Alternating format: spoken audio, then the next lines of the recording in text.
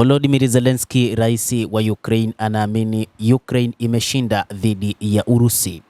Anasema kila mtu anaamini Ukraine ilishinda. Zelensky alisema akipongeza mpango wa kusitisha mapigano wa muda unaotetewa na Marekani kama ushindi wa kidiplomasia wa Kiev. Rais huyo wa Ukraine amedai kuwa Kiev imepokea makofi kutoka kwa wafuasi wake wa Magharibi kutokana na jinsi ilivyoshughulikia mazungumzo ya hivi punde na Marekani nchini Saudi Arabia. Mafanikio ya kidiplomasia, alisema, yanaiweka Urusi katika hali ngumu ambayo inaweza kuwa ngumu kujiondoa. Wakati wa mkutano huko Jeddah siku ya Jumanne, wajumbe wa Ukraine walikubaliana na pendekezo la Marekani la kusitisha mapigano kwa siku 30. Kila mtu alipongeza Ukraine kwa ushindi wa kweli huko Jeddah, ushindi wa diplomasia, Zelensky alisema Jumamosi, bila kutaja ni nani haswa aliyefikia Kiev. Kila mtu anaamini kuwa haya ni maendeleo makubwa, alidai Zelensky. Wakati wa mkutano huo huko Jeddah, jeshi la Ukraine lilikuwa linakabiliwa na mashambulizi ya kudumu ya Kirusi kwenye mstari mzima wa mbele, wakati askari wa Kiev walipata kushindwa kwa kiasi kikubwa katika mkoa wa Kursk wa Urusi. Shambulio la kushtukiza lililoruhusu jeshi la Urusi kurudisha mamia ya kilomita za mraba za eneo ndani ya siku chache na kukomboa Suza, mji mkubwa zaidi katika eneo hilo lililokaliwa na vikosi vya Ukraine hapo awali. Mkuu wa jeshi la Urusi Jenerali Valery Gerasimov aliripoti Jumatano kwamba wanajeshi wa Ukraine katika eneo hilo walikuwa wametengwa au wamezingirwa.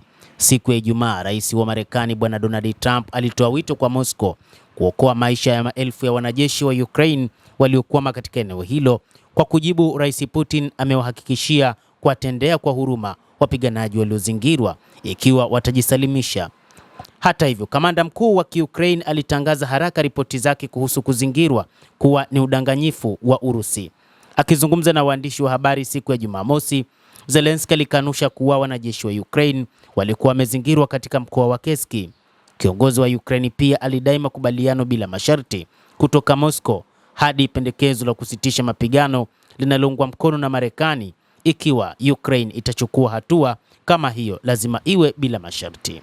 Putin alikaribisha mpango wa Marekani wa kusitisha mapigano kwa kuita wazo sahihi na moja ambayo Moscow hakika inaunga mkono.